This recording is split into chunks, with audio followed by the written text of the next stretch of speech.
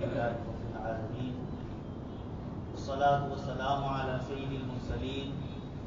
وعلى آله وأصحابه أجمعين. قال الله تبارك وتعالى بالكلام المجيد والفرقان الحميد: أعوذ بالله من الشيطان الرجيم، بسم الله الرحمن الرحيم. وما أرسلناك إلا رحمة للعالمين. وقال تعالى: لقد جاءكم رسول من أنفسكم عزيز عليه ما عنتم حريص عليكم بالمؤمنين رؤوف رحيم. وقال النبي صلى الله عليه وسلم: لا يؤمن أحدكم حتى يكون هواه تبعا لما جئت به. صدق الله العظيم وصدق رسوله النبي الكريم ونحن على ذلك لمن الشاهدين والشاكرين والحمد لله رب العالمین. محترم و مکرم حضرات علماء کرام اور ایمان والے بھائی، جناب نبی اکرم صلی اللہ علیہ وسلم کی سیرت مبارکہ کے سلسلے میں گزشتہ جمعہ کو بھی کچھ باتیں عرض کی گئی. آپ صلی اللہ علیہ وسلم کو اللہ تبارک و تعالیٰ نے اس ہوئے زمین پر مبعوث فرمایا، آپ کو بھیجا.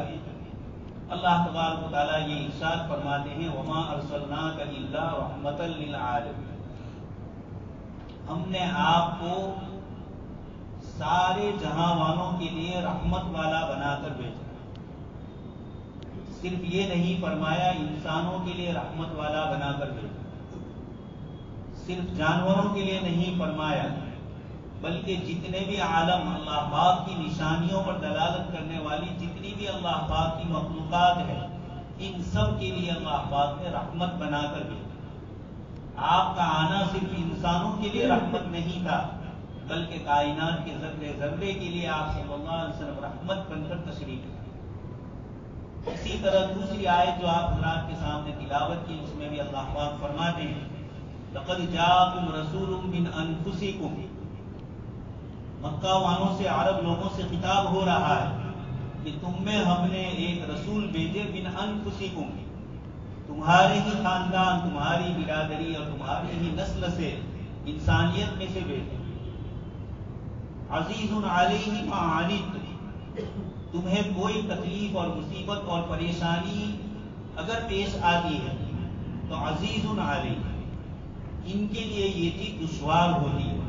یعنی انسانوں کی تکلیف اور پریشانی کو وہ برداشت نہیں کر سکتے. یہ اللہ تبارک تعالیٰ نے آپ صلی اللہ علیہ وسلم کی صفت کا ذکر فرمایا، اور پھر آگے اس کے بعد فرمایا ایمان والوں کے ساتھ خصوصی رحمت اور خصوصی مہربانی کا تعلق ہے.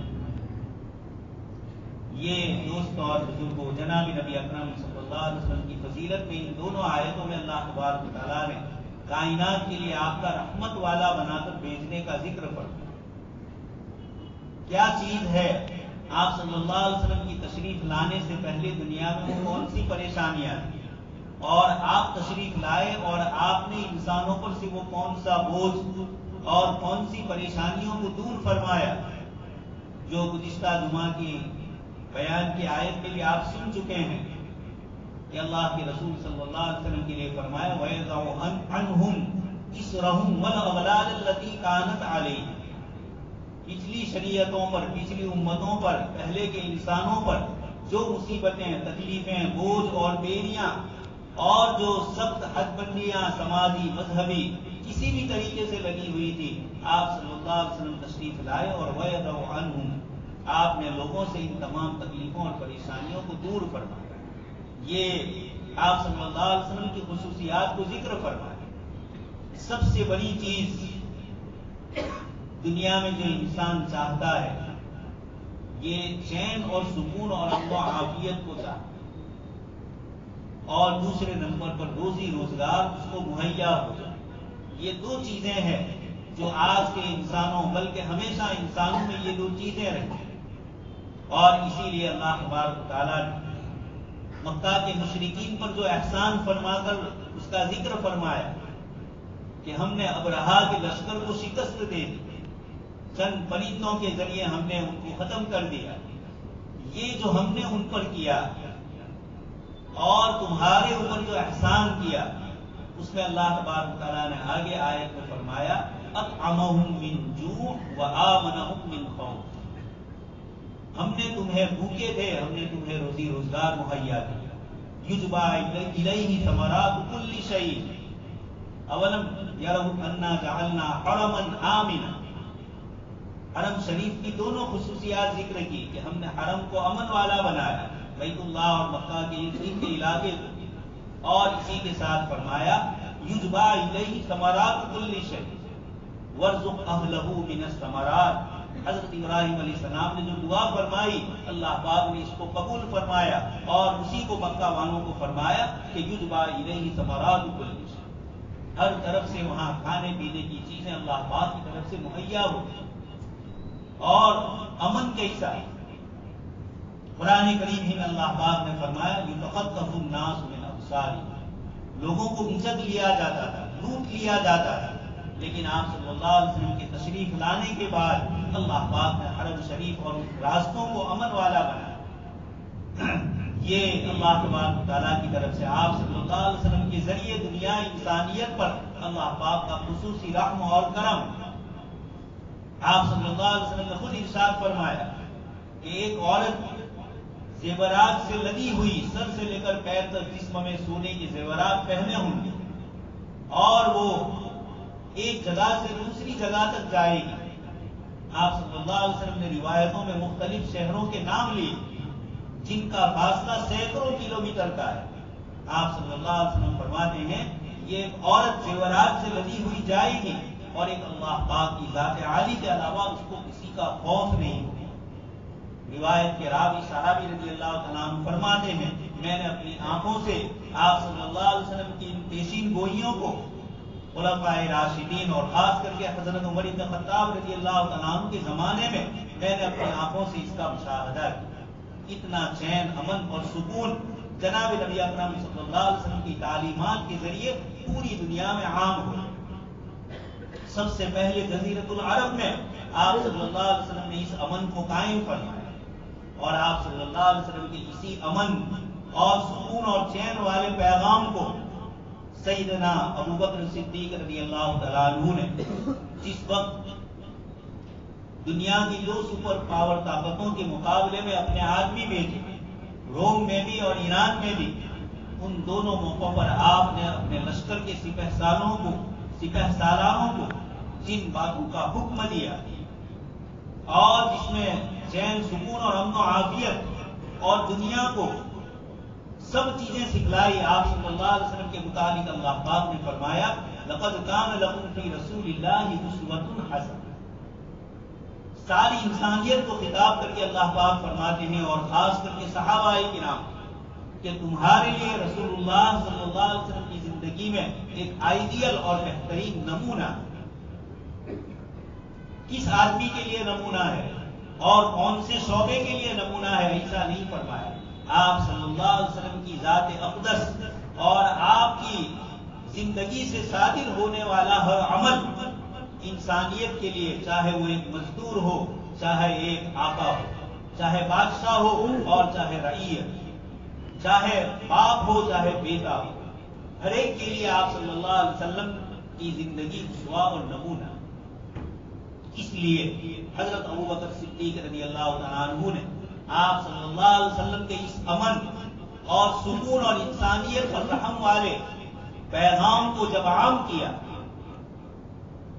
تو سویلائزیشن نام کی ایک صاحب نے لکھی ہے اور اس میں ایک انگریز مورخ کے حوالے سے یہ لکھا کہ اسلام اور سویلائزیشن میں سب سے زیادہ مسلمانوں کی کسی چیز نے اثر کیا اور مسلمانوں نے دنیا کو جو میسج اور پیغام دیا وہ حضرت ابو بکر صدیق رضی اللہ تعالیٰ عنہ کے اس پیغام پر ہے جو آپ نے اپنے لشکر کو روانہ کرتے وقت اسلامی اصول اور آداب سکھلائے، اور یہ وہی ہے جو جناب نبی اکرم صلی اللہ علیہ وسلم نے اس سے پہلے سکھلائے۔ حضرت ابو بکر صدیق رضی اللہ تعالیٰ عنہ نے اس کو اور وسیع کر کے اپنے سپہ سالاروں کے ذریعے دنیا کو پیغام دیا۔ اسی کا نتیجہ ہے، آپ جانتے ہیں کہ مسلمانوں نے ایک شہر فتح کیا، حمص، شام کا، جس جس کو ہومس انگلش میں یہ لوگ بول رہے ہیں، یہ حمص شہر فتح ہو گئے، مسلمانوں کا قبضہ ہو گیا، لیکن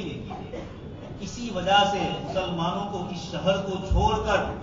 دوسری جگہ جانا ضروری محسوس ہوا۔ تو مسلمانوں نے یہاں سے جو جزیہ ان لوگوں سے لیا تھا امن اور سلامتی کے بدلے میں، یہ ان کو واپس کیا اور یہ کہا کہ ہم تمہاری حفاظت نہیں کر سکتے، اس لیے کہ ہمارا لشکر یہاں سے دوسری جگہ جا رہا ہے، اس لیے ہم تمہاری رقم تمہیں واپس کر۔ اس وقت وہاں عیسائی آبادی تھی، کرسچن لوگ رہتے تھے، انہوں نے یہ کہا کہ آپ ہمارے عیسائی آقاؤں سے ہم پر زیادہ مہربان، آپ ابھی اس وقت جا رہے ہیں، لیکن جب بھی آپ اس شہر میں آئیں گے ہم آپ کا استقبال کریں گے، اس لیے کہ آپ نے جو امن اور سکون ہمارے شہر کو دیا ہے اس سے پہلے ہم اس سے محروم تھے۔ اور بھی بہت سارے اس قسم کے واقعات ہیں جو جناب نبی اکرم صلی اللہ علیہ وسلم کی تعلیمات کے ہمارے لیے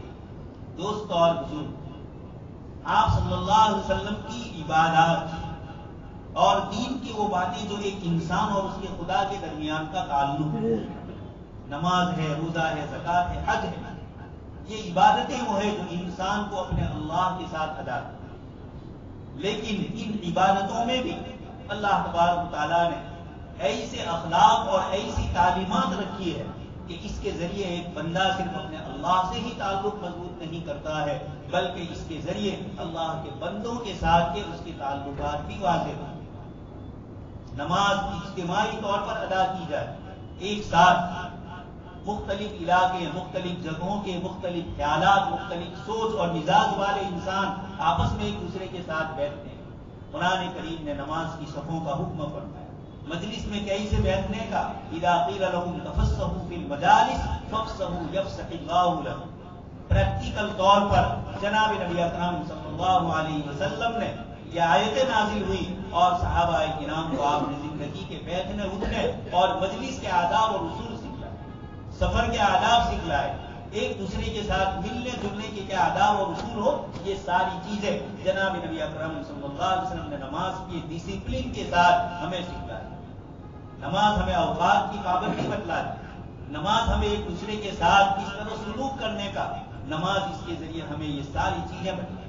ہمدردی اور غمخواری، اللہ کے آگے جو بندہ جھکے گا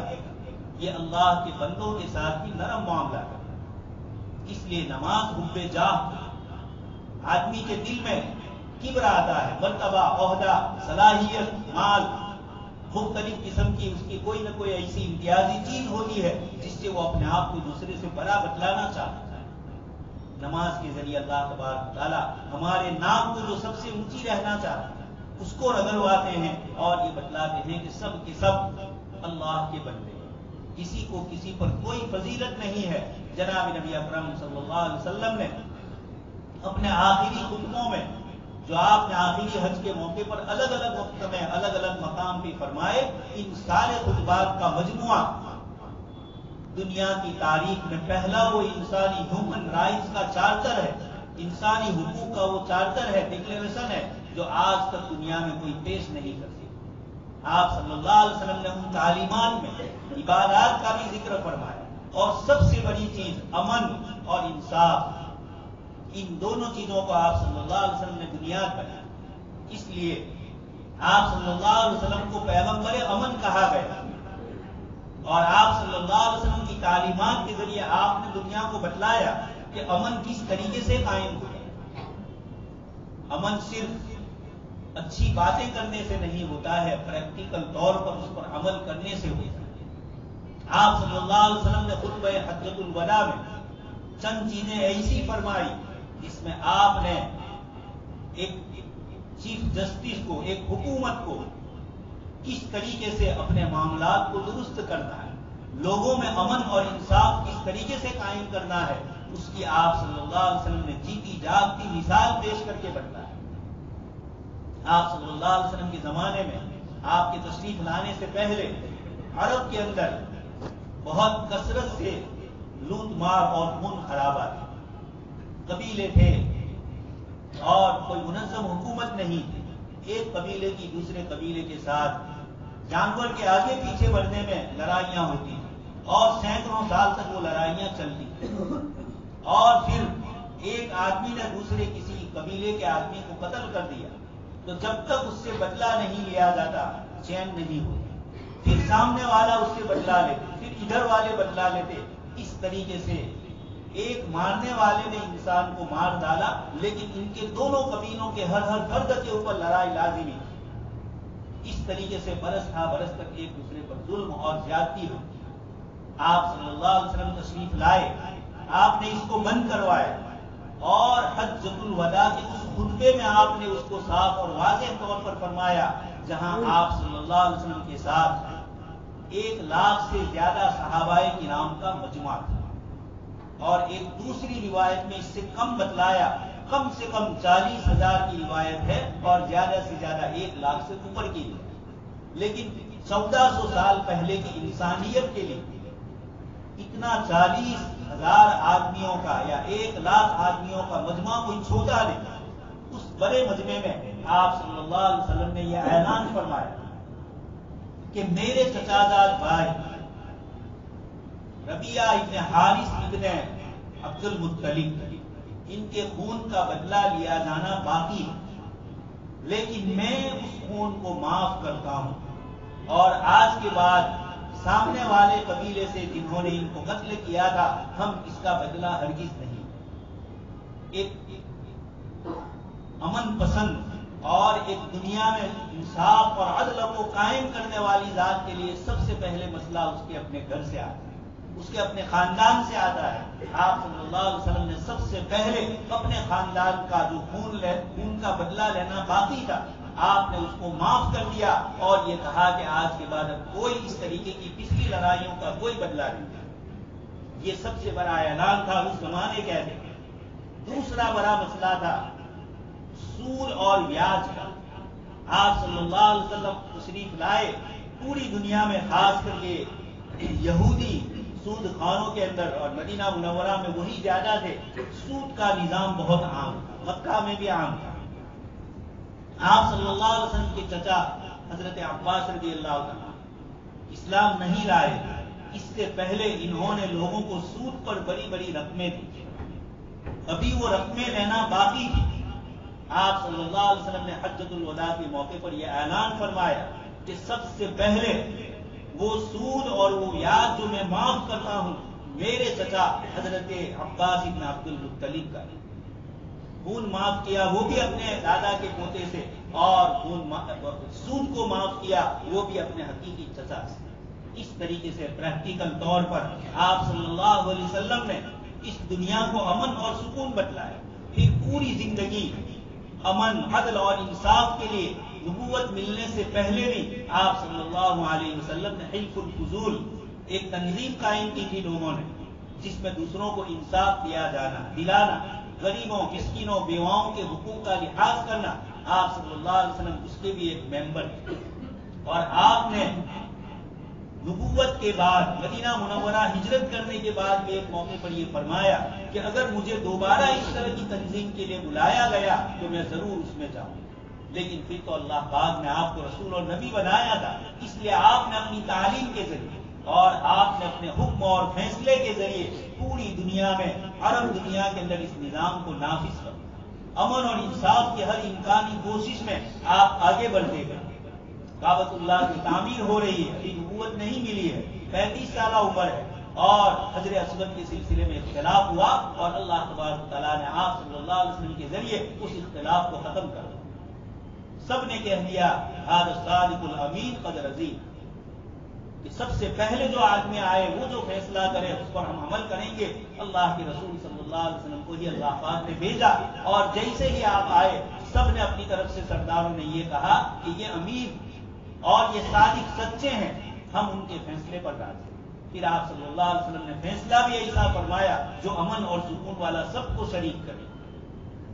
تو آپ صلی اللہ علیہ وسلم کی تعلیمات نے سب سے بڑی چیز جو دنیا کو دی ہے، کمزوروں کے حقوق کو آپ صلی اللہ علیہ وسلم نے کثرت سے ذکر فرمایا. حجۃ الوداع کے خطبے میں عورتوں کا ذکر کثرت سے فرمایا، غلاموں کا ذکر فرمایا جن پر زیادتیاں ہو سکتی ہے، سماج کا ہر وہ طبقہ جو بیچارہ کمزور ہے یا کمزور سمجھا گیا ہے اور جس پر ظلم اور زیادتی ہوتی ہے، آپ صلی اللہ علیہ وسلم کی روایتوں میں کثرت سے ان چیزوں کو ذکر کرتے، اور جہاں اپنے حقوق معاف کرنے مکہ مکرمہ فتح ہوا ہے، سارے مشرکین جنہوں نے 23 سال تک ستایا سب آپ کے سامنے ہیں، 18-19 سال تک جنہوں نے ستایا وہ آپ صلی اللہ علیہ وسلم کے سامنے ہے، لیکن آپ صلی اللہ علیہ وسلم نے ان سب کو بھی معاف کیا۔ حضرت یوسف علیہ السلام نے جیسے فرمایا لا تثریب علیکم اليوم، اس طرح حضرت جناب نبی اکرم صلی اللہ علیہ وسلم نے بھی یہی فرمایا کہ میں تم سب کو معاف کر دیتا ہوں، اذهبوا وانتم الطلقاء،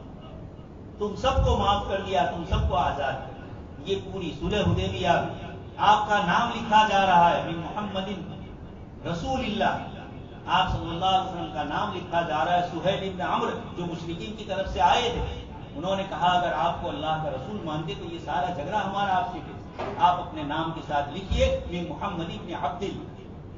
آپ کا اور آپ کے والد کا نام لکھیے، اپنی رسالت اور رسول ہونے کا ذکر نہ کیجیے۔ حضرت علی رضی اللہ تعالیٰ عنہ اس کو مٹانے کے لیے اور دوسرا لکھنے کے لیے تیار نہیں، لیکن اللہ کے رسول صلی اللہ علیہ وسلم نے اس شرط کو بھی قبول کر لیا، مکہ سے جو اسلام قبول کر کے آئے اس کو واپس کریں گے، اور مدینہ سے اگر کوئی اسلام نہ قبول کرے، اسلام قبول کرنے کے بعد مرتد ہو کر چلا جائے تو اس کو واپس نہیں لایا جائے۔ یہ ساری شرطیں تھی، اس سال عمرہ کے لیے نہیں رہنا ہے، مکہ مکرمہ کے قریب میں ہے اور اللہ کے گھر کی زیارت سے اتنے سالوں کے بعد بھی معلوم، لیکن ان ساری شرطوں کو اللہ کے رسول صلی اللہ علیہ وسلم نے قبول کر لیا۔ یہ آپ کا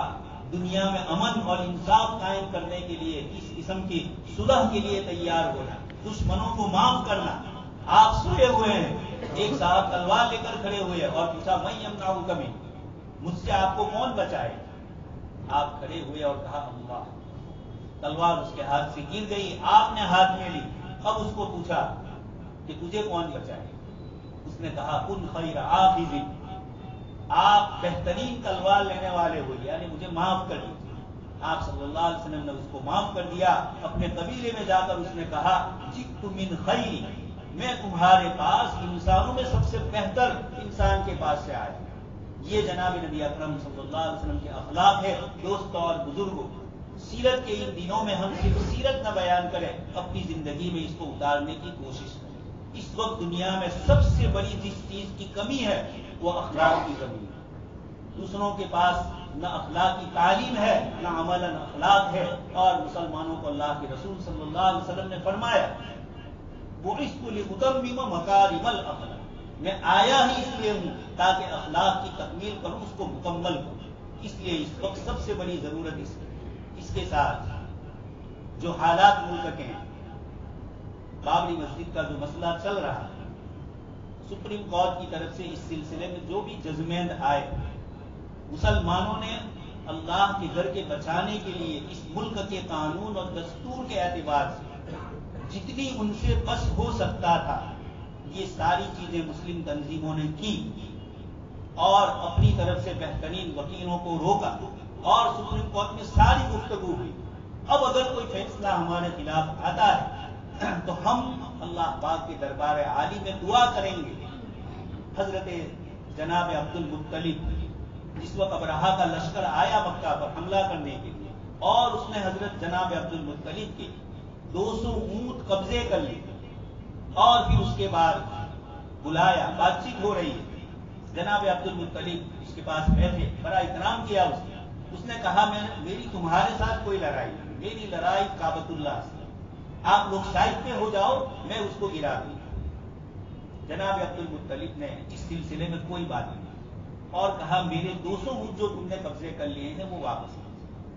اس نے کہا کہ میرے دل میں جب تم آئے تو بڑا احترام تھا کہ مکہ کا سردار، تم مجھ سے بیت اللہ کے سلسلے میں کوئی بات نہیں کرتے ہو اور بات کرتے ہو اپنے 200 اونٹ۔ جناب عبد المطلب نے جواب میں فرمایا ان للابل ربا، کہ ان اونٹوں کا ایک مالک ہے، میں اس کا مالک ہوں اور میں اپنے اونٹ کا سوال کرتا ہوں۔ وَإِنَّ لِلْبَيْتِ رَبًّا سَيُحَامِي، اور بیت اللہ کا بھی ایک خدا ہے جو اپنے گھر کی حفاظت کرے۔ اور پھر دیکھ لیا الم تر کیف فعل ربک باصحاب، اس لیے اس ملک کے دستور اور یہاں کے قانون کے مطابق سپریم کورٹ تک ہم گئے اور برسوں سے یہ کیس آزادی کے وقت سے لڑا جا رہا ہے جمعیت علماء کی طرف سے، اور بعد میں دوسری تنظیمیں بھی شریک ہوئی۔ اس وقت جو فیصلہ ہو، ہم نے اس ملک کے اندر اس ملک کو بچایا ہے، سجایا ہے، اس ملک کو آباد کیا ہے۔ یہاں آنے والے مسلم حکمران کوئی بھوکے بیڑیے نہیں، شاندار علاقوں سے وہ آ کر یہاں حکومت کر رہے تھے۔ ان کے پاس ایک دنیا کی،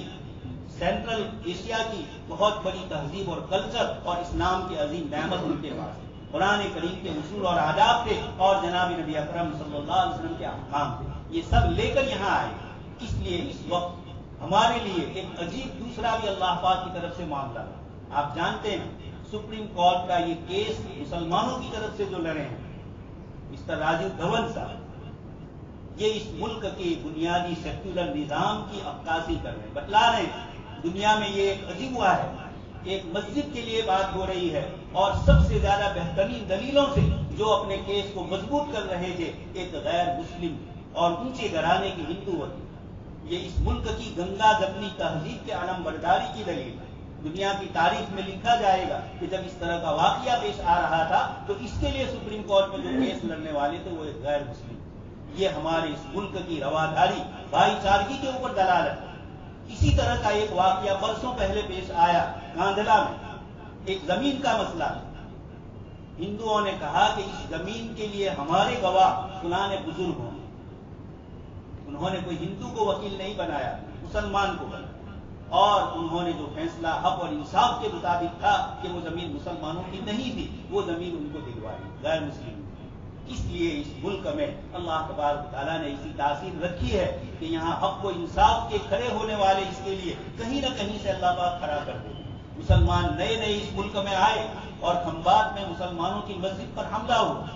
مینارے توڑے گئے۔ اس وقت سدھراج جیسنگھ کی حکومت پٹن میں تھی، پاٹن میں تھی، سدھ پور پاٹن میں۔ یہاں یہ امام صاحب گئے اور سدھراج کے سامنے وہ ساری حقیقت پیش۔ اس کے بعد انہوں نے بلایا، کچھ لوگوں نے جھوٹ کہا کہ ایسا کچھ نہیں ہوا۔